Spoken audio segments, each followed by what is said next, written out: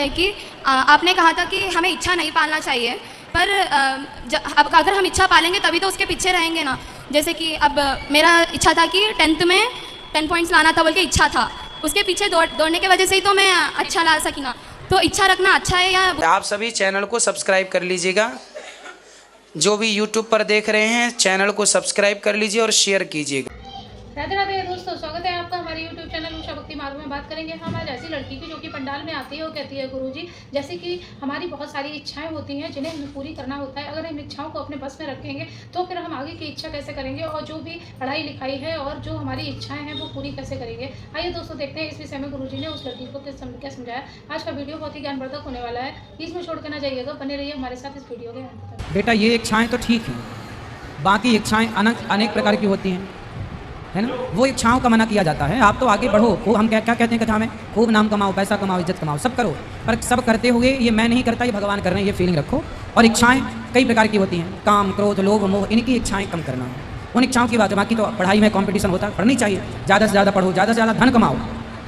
धन कमाने की इच्छा बुरा नहीं है, पर धन इसलिए कमाया जाए, अब मेरी इच्छा है मैं ज़्यादा धन कमाऊंगा तो ज़्यादा सेवा कर पाऊंगा, तो ज़्यादा आप कोई भी इच्छा अधिक सदुपयोग कर रहे हैं उस इच्छा का, तो वो ठीक है। आप सोचे कि मैं ज़्यादा पैसा कमाऊँ तो बहुत महंगी शराब पीऊंगा, बहुत पैसा कमाऊँ तो फिर ये सब करूँगा, उल्टा सीधा काम, वो इच्छाएं गलत है। सही इच्छाएं, सही चीज़ सही है ना। मैं ज़्यादा माला जपूँ ये इच्छा अच्छी है, मैं ज़्यादा माँ बाप की सेवा करूँ ये इच्छा अच्छी है, मैं ज़्यादा नंबर लाऊँ ये इच्छा अच्छी है। इच्छाएं अच्छी और बुरी दो होती है ना। हमारे पास ऐसा कहते हैं कि कीर्तनों में जो पति जितना भी पुण्य करता है उसका 50% अपनी वाइफ को आता है। क्या ये सही है गुरुजी? हाँ हाँ बिल्कुल सही है। अर्धांगिनी है तो आधा तो और पत्नी जो भी पाप करती है 50% पति को आता है। बिल्कुल आदान प्रदान होता रहता है, इसलिए करो ही मत पाप, पुण्य करो।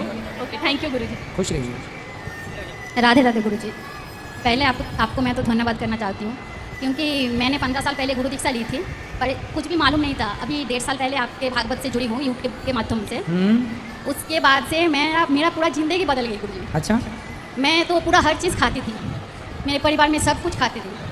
अभी आपके भागवत कथा सुनने के बाद से यूट्यूब के सब खाते थे मतलब धूल माटी सब? नहीं, हाँ।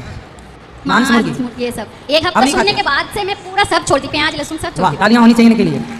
सारे गलत रास्ते से निकल कर ये सही रास्ते पर आ गई, अच्छी बात है। देखो सत्संग में इतनी ताकत है, कोई इंजेक्शन नहीं, कोई दवाई नहीं, कोई टैबलेट नहीं, फिर भी व्यक्ति मजबूर हो गया बदलने के लिए। ये प्रभाव देखिए सत्संग का। जी मैं लातूर से आई हूँ, मेरा नाम शीतल है, महाराष्ट्र से आई हूँ। और मुझे प्रश्न पूछना है कि महादेव जी की पूजा क्यों नहीं होती, सिर्फ शिवलिंग की क्यों होती है?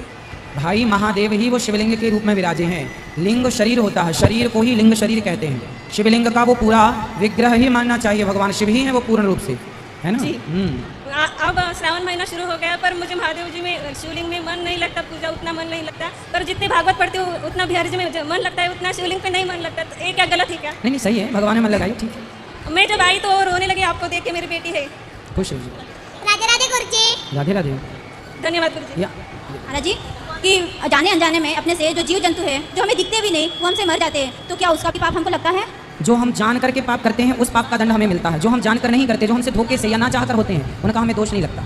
जानकर यदि आपने मच्छर मारा है तो पाप लगेगा, पर आपने हाथ रखा और मर गया, क्योंकि आपको पता ही नहीं था यहाँ मच्छर है और मर गया। आपने पाँव रखा, चींटी मर गई, आपको पता ही नहीं था कि यहाँ चींटी थी, लेकिन आपने जानकर पाँव रखा तो पाप लगेगा, और जाना नहीं, आपको पता नहीं था, रख दिया तो पाप नहीं लगेगा। जहाँ पाप में मन सहयोगी हो वो पाप है, जहाँ मन सहयोगी ना हो वो पाप नहीं।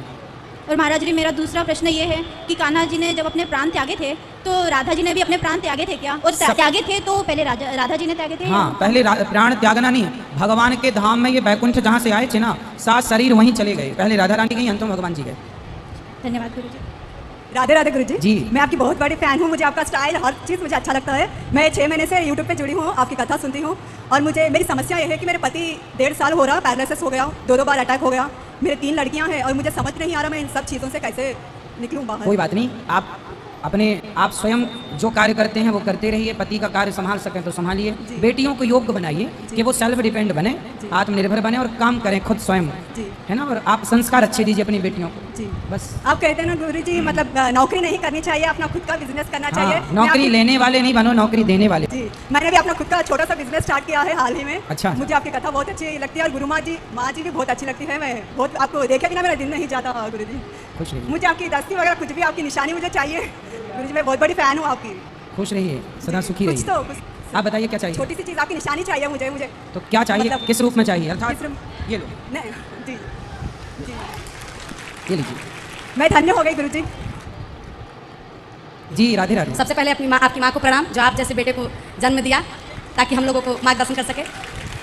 गुरुजी मैं सोच रही थी वृंदावन धाम जाना, लेकिन नहीं जा पाई, मेरी बदकिस्मती। लेकिन जब से सुनी कि आप आ रहे हैं, हैदराबाद में रहने वाली हूँ मैं, बनारस की, लेकिन मैं सुनी कि आप खुद ही आ रहे हैं हैदराबाद में, सोची चलिए वृंदावन धाम खुद ही आ गए हमारे पास, आपके दर्शन हो गए, हम लोग धन्य हो गए। गुरुजी एक सवाल है, जैसे कि मैं ना भगवान विष्णु को ज़्यादा मानती हूँ, मैं सोचती हूँ उनका कोई ऐसा नाम मिले जैसे कि हम दिन रात जप सके। वैसे मैं वैष्णव मंत्र ले चुकी हूँ, लेकिन भगवान विष्णु के कौन से ऐसे नाम है? भगवान विष्णु का ही एक नाम है राम, उन्हीं का एक नाम है कृष्ण, गोविंद, गोपाल, मनमोहन, मदन मुरारी, गुरुजी वही तो नाम है। लेकिन मुझे ना जैसे कि ऐसे नारायण, हरि, वो सब क्यों ज़्यादा पसंद आते हैं? राम कृष्ण से ज़्यादा मुझे ना विष्णु भगवान से संबंधित तो नारायण नाम जपो है, तो नारायण। इसलिए तो इतने सारे ऑप्शन है कि जो पसंद आए वो जप लो। हाँ, तो गुरुजी से आप बोलते हैं जय श्रीमन नारायण, तो जय श्रीमन नारायण बोलते मुझे थोड़ा बड़ा लगता है, मैं सोचती हूँ छोटा में। तो राम से क्या छोटा होगा?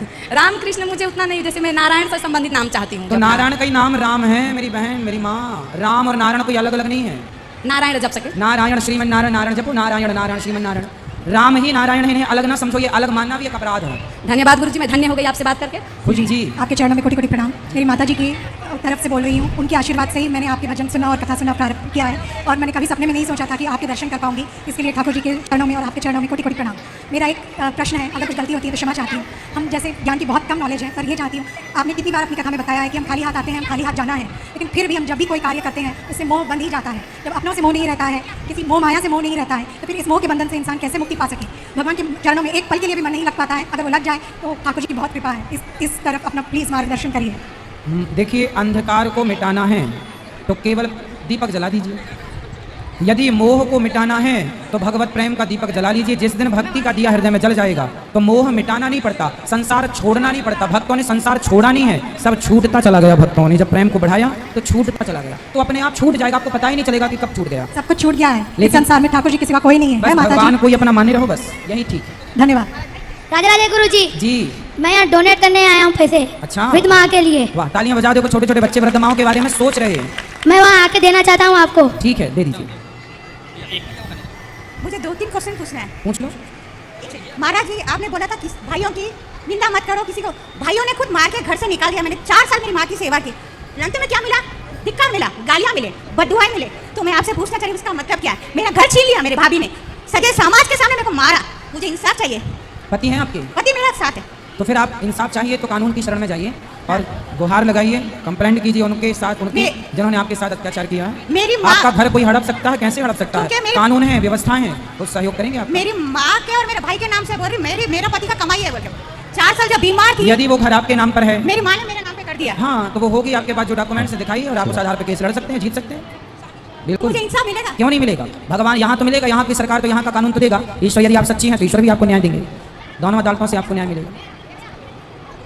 राधे राधे गुरुजी। जी भैया, आपके चरणों में मेरा कोटि कोटि प्रणाम। खुश रहिए। गुरुजी, मेरा प्रश्न ये था कि करण जी जैसे ज़िंदगी जिए हैं, तो उनको जो कलंक लगा था, तो उनसे पहले वो कौन सी ज़िंदगी जीते थे? किस वजह से ये श्राप लगा था उनको? कौन सा श्राप? मतलब जैसे यशोदा माँ है तो उन्होंने पिछले जन्म में स्थानों का दान किया था, इसलिए कन्हैया। हाँ, तो ऐसे करण जी ने क्या किया था जिसकी वजह से उनको पुत्र का कर्ण नाम की नहीं? पूर्व जन्म की बड़ी कथा है। पिछले जन्म में एक राक्षस था, अच्छा जी महाराज। उसके 1000 कवच कुंडल थे। अच्छा वो वरदान मांगा था कि मैं अच्छा। ना मरूं, पर मरना तो पड़ेगा। हाँ तो फिर नर और नारायण से मरने का वरदान मांगा। तो पिछले बार भगवान नर और नारायण के रूप में उसे 999 बार मार चुके थे, पर वो 1000 बार मरेगा तब पूरा मरेगा। तो इस बार वो कर्ण के रूप में प्रकट हुआ और कवच कुंडल, फिर इस बार एक बचा था तो एक कवच कुंडल लेकर आए। इंद्र ने मांगा, फिर वो नर नारायण से मरेगा। तो नर है अर्जुन और नारायण है भगवान श्री कृष्ण। तो वो 1000 भी बार फिर मरे। तो ये कथा है इनके पूर्व जन्म की। जी महाराज, मैं 3 उन्हीं नर नारायण के नाम से बद्रीनाथ जी धाम बना। बद्रीनाथ में 2 पर्वत हैं, एक नर एक नारायण, वही है। जी महाराज, मेरा दूसरा जो है कि मैं 2 साल पहले हॉस्पिटल में था महाराज। तो तब बहुत सीरियस था मैं।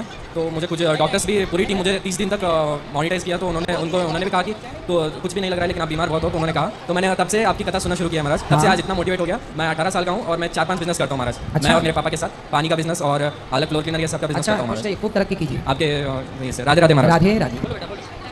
कि लोग जो है हिंदू धर्म में जो है मांस खाने पे पाबंदी है, लेकिन कुछ लोग माता के आगे बलि चढ़ाते हैं, ये किस हद तक सही है? जो माता के आगे बलि चढ़ाते हैं वो हमारे धर्म ग्रंथों में कहीं लिखा नहीं है कि आप चढ़ाओ। वो जो चढ़ाते हैं वो मनमाना है। मनमाना कोई करे तो उसको क्या कह सकते हैं? हमारे यहाँ तो लिखा है अहिंसा ही परमो धर्मः, पर हित सरिस धर्म नहीं भाई।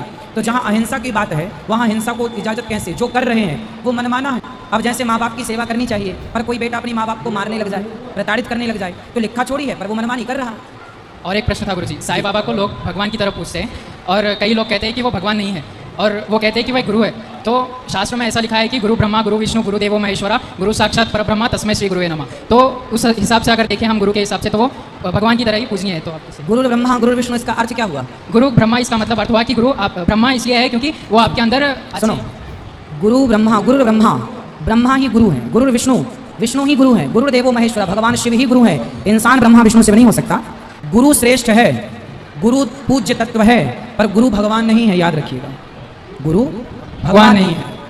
आप लोग समझो एक बात, सबको आपके घर में चांदी भी है, सोना भी है, लोहा भी है, तांबा भी है। क्या सारी धातु एक भाव बिक सकती है? नहीं गुरु जी। क्या सोने के भाव तांबा बिकेगा? नहीं। चांदी बिकेगी? नहीं बिकेगी। जब सारी धातु अलग हैं तो सबकी कीमत भी अलग है, सबका उपयोग भी अलग है, सबका होना जरूरी है, पर सबकी कीमत एक नहीं हो सकती। उसी तरह सब भगवान कैसे हो सकते हैं ये तो बताओ। आप तो एक तराजू में तौलने चल रहे हो सबको। कृष्ण गुरु जी, लोग अनेक पूजा करते हैं अपनी इच्छा की प्राप्ति के लिए, यज्ञ करते हैं या फिर कोई तांत्रिक विद्या से, ये अलग अलग करते हैं। लेकिन भगवान कृष्ण ने कहा है भगवद गीता में पत्रम पुष्पम जलम तोयम, पत्रम पुष्पम फलम तोयम। तो ये अलग अलग पूजा लोग क्यों करते हैं भगवान को मनाने? भाई भगवान तो एक हैं, इसलिए तो कहते हैं अकामः सर्व कामो वा मोक्ष कामा उदारति। आज ही कथा में हमने बताया कि जैसे जिसकी कामना हो वो उस देवी देवता की पूजा करे, पर जो भगवान की शरण में चला जाता है भगवान सब कुछ दे देते हैं। देवी देवताओं के पास कुछ देने का पावर है, तो जैसे जो चाहिए उनकी शरण में, लेकिन भगवान सब पावरफुल हैं, तो भगवान के पास सब पावर है, इसलिए भगवान की पूजा करो और जरूरत नहीं। इसलिए और देवता चित्त न धरई हनुमत से ये सर्व सुख करें, और देवताओं को चित्त में रखने की जरूरत नहीं। एक तो देखा दोस्तों, आज की वीडियो आपने पूरी देखी और सुनी। जैसे कि उस लड़की ने बहुत सुंदर प्रश्न किया कि जैसे कहते हैं कि इच्छाओं को अपने बस में रखना चाहिए, लेकिन अगर हम सारी इच्छाओं को अपने बस में रख लेंगे तो हम जो आने वाला जो कहते हैं कि इच्छाओं के बस में करना कोई काम होता है तो उसे करना चाहिए। लेकिन इच्छाएं तो कई तरीके की होती हैं, जैसे कि काम, क्रोध, लोभ, मोह। तो कुछ इच्छाएँ ऐसी होती हैं कि जैसे हम पैसा कमा रहे हैं, दान पुण्य कर रहे हैं, तो ये इच्छाओं को लाना अच्छी बात है। लेकिन कुछ इच्छाएँ गलत रास्ते पर भी हमें ले जाती हैं, जिसे हमें नहीं करना चाहिए। इच्छाओं को अपने बस में रखो, सदा सत्य बोलो, जीवों पर दया करो, ये सभी करना चाहिए। तो दोस्तों, आपको क्या आज की वीडियो से क्या ज्ञान प्राप्त हुआ है, आप हमें कमेंट बॉक्स में कमेंट करके बता सकते हैं। और हाँ, अगर आपने अभी तक हमारे चैनल को सब्सक्राइब नहीं किया है तो आप हमारे चैनल को सब्सक्राइब कर लो, हमारी वीडियो को ज़्यादा से ज़्यादा लाइक और शेयर करो, कमेंट बॉक्स में राधे राधे लिखना ना भूलो। मिलेंगे किसी ऐसे ही अन्य वीडियो के साथ, तब तक के लिए राधे राधे।